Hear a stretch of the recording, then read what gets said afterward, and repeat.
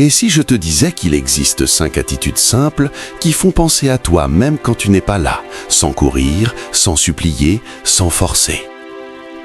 Reste jusqu'à la fin, car la dernière change complètement la dynamique du pouvoir. Et si tu veux plus de contenu qui réveille l'esprit et transforme ton impact, abonne-toi maintenant, lâche un like et dis-moi en commentaire laquelle t'a le plus surpris. 1.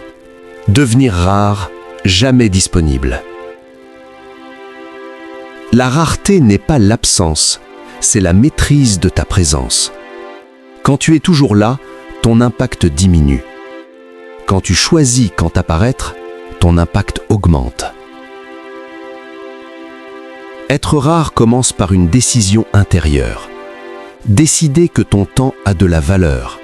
Décider que ton énergie est précieuse. Décider que tout le monde n'y a pas accès. Point 2. Maîtriser le silence plus que les mots. Le silence est une force invisible. Il parle quand les mots fatiguent. Il frappe quand les discours échouent. Point 3. Être imprévisible mais cohérent. L'imprévisibilité réveille. La cohérence rassure. L'union des deux crée une attraction profonde. La plupart des gens sont lisibles. Ils répètent, ils suivent un schéma. Ils deviennent attendus. Quand tout est attendu, rien n'est désiré. L'attitude machiavélienne refuse la routine. Elle refuse la monotonie. Elle refuse d'être rangée dans une case.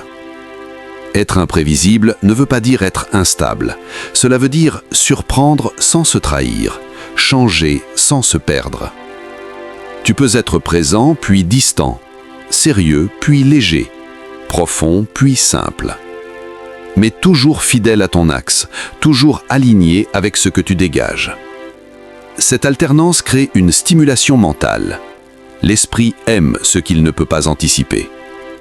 Quand quelqu'un ne sait jamais exactement à quoi s'attendre, il reste attentif, il observe, il s'intéresse.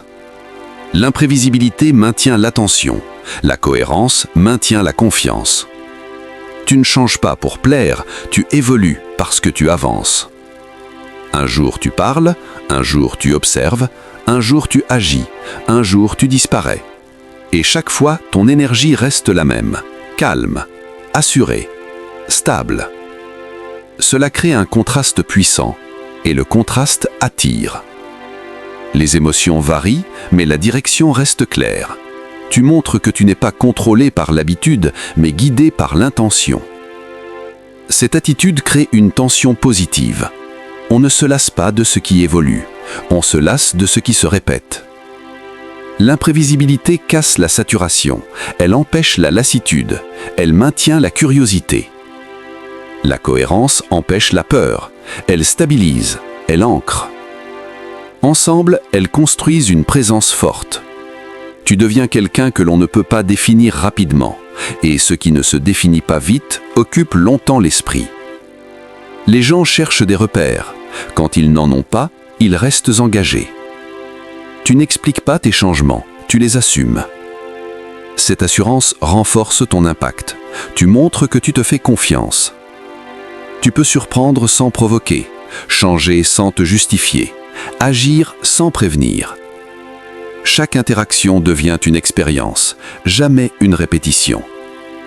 Cela crée une empreinte émotionnelle, une sensation, un souvenir. Et les souvenirs puissants reviennent seuls. Être imprévisible mais cohérent, c'est refuser d'être banal. C'est refuser la paresse émotionnelle, c'est refuser la facilité.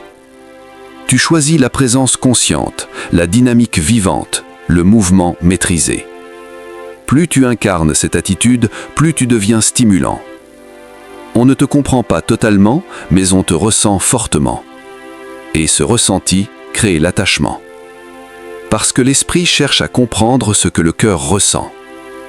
Tu restes en mouvement sans jamais te perdre. Et cette danse entre surprise et stabilité crée une attraction durable. Une énergie qui marque, une présence qui reste. Dans un monde prévisible, celui qui évolue devient inoubliable. Point 4. Ne jamais chercher à convaincre. Convaincre est une position basse. Incarner est une position haute. Quand tu cherches à convaincre, tu demandes. Quand tu incarnes, tu attires. La plupart veulent expliquer leur valeur, la justifier, la prouver. L'attitude machiavélienne fait l'inverse. Elle vit, elle avance, elle laisse parler les faits. Tu ne dis pas qui tu es, tu le montres, dans ton calme, dans tes choix, dans tes limites. Chercher à convaincre crée une dépendance. Incarner crée une attraction. Plus tu expliques, moins on ressent. Plus tu ressens, moins tu as besoin d'expliquer. Le pouvoir silencieux vient de l'alignement. Ce que tu penses, ce que tu fais, ce que tu dégages. Quand tout est cohérent, rien ne doit être défendu. Tu ne forces pas l'adhésion. Tu laisses les autres venir, par curiosité, par respect, par envie. Ne pas convaincre demande du courage. Le courage de ne pas plaire à tout le monde. Le courage de perdre ceux qui ne vibrent pas. Le courage d'être vrai. Cette posture change tout. Ton regard devient plus stable, ta voix plus lente, ta présence plus ancrée. Tu n'argumentes pas, tu observes. Et cette observation crée un renversement. Ceux qui voulaient être rassurés commencent à chercher ta validation. Tu ne cours plus après l'approbation, tu marches dans ta direction. Et ceux qui veulent te suivre s'ajustent à ton rythme. Ne jamais convaincre, c'est accepter que tout le monde ne comprenne pas et savoir que ce n'est pas un problème. Les esprits faibles ont besoin d'explications. Les esprits forts reconnaissent une énergie. Tu parles quand c'est nécessaire, tu te tais quand c'est inutile. Chaque mot devient précis, chaque phrase a un poids. Quand tu n'insistes pas, tu montres que tu es prêt à perdre. Et celui qui est prêt à perdre détient un pouvoir immense. Tu ne négocies pas ton essence, tu ne rabaisses pas tes standards. Cette attitude crée une aura, une solidité, une autorité naturelle. Les gens ressentent quand quelqu'un est centré. Ils le sentent sans savoir pourquoi. Ils se posent des questions, ils observent, ils analysent.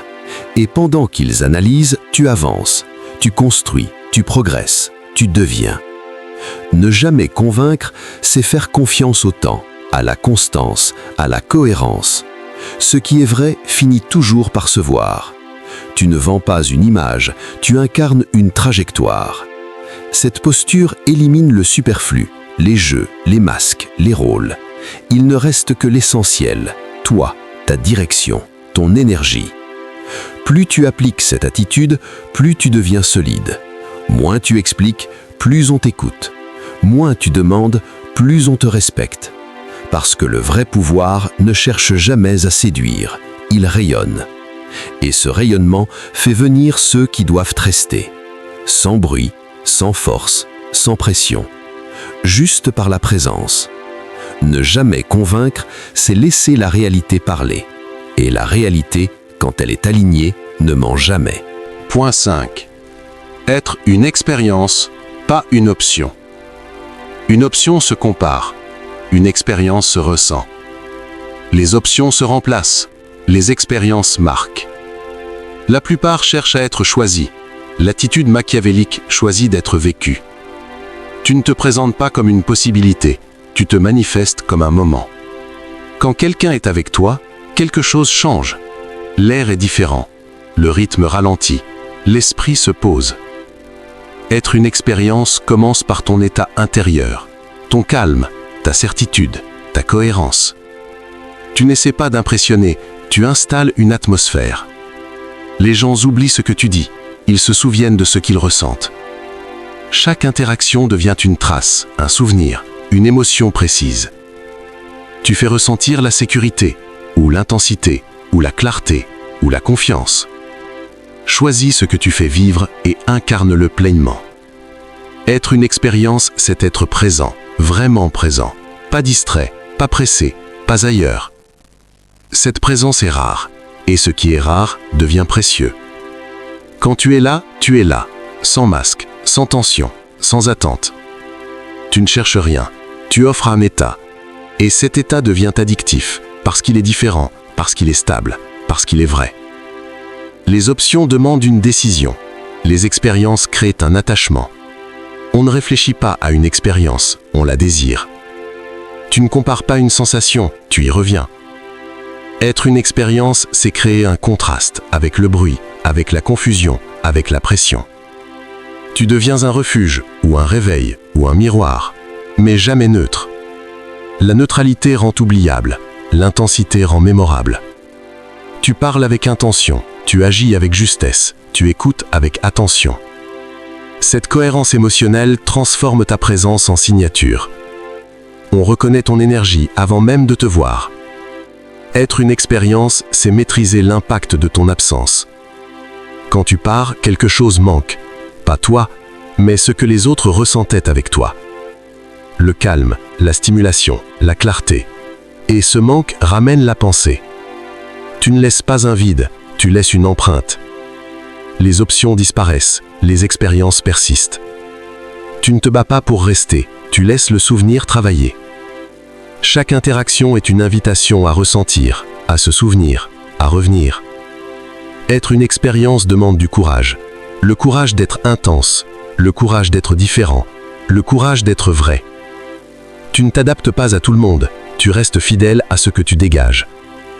Et ceux qui vibrent restent. Les autres passent. Être une expérience, c'est refuser la médiocrité émotionnelle. C'est choisir la profondeur plutôt que la fréquence. Moins de présence, plus d'impact. Moins de mots, plus de ressenti. Plus tu incarnes cette attitude, plus tu deviens irremplaçable. Parce qu'on peut changer d'option, mais on cherche toujours à revivre une expérience. Et quand tu deviens cette expérience, tu ne demandes plus l'attention, tu la déclenches. Sans forcer, sans expliquer, sans négocier. Juste parce que tu fais ressentir. C'est là que naît l'obsession, dans la mémoire émotionnelle, pas dans le discours. Et cette mémoire travaille longtemps après ton départ. Si cette vidéo t'a fait comprendre que le vrai pouvoir ne se crie pas mais se ressent, alors ne reste pas spectateur. Abonne-toi maintenant pour rejoindre ceux qui construisent une présence forte et magnétique. Mets un like pour soutenir ce contenu et dis-moi en commentaire laquelle de ces attitudes t'a le plus marqué. Ici, on ne cherche pas à convaincre, on apprend à incarner.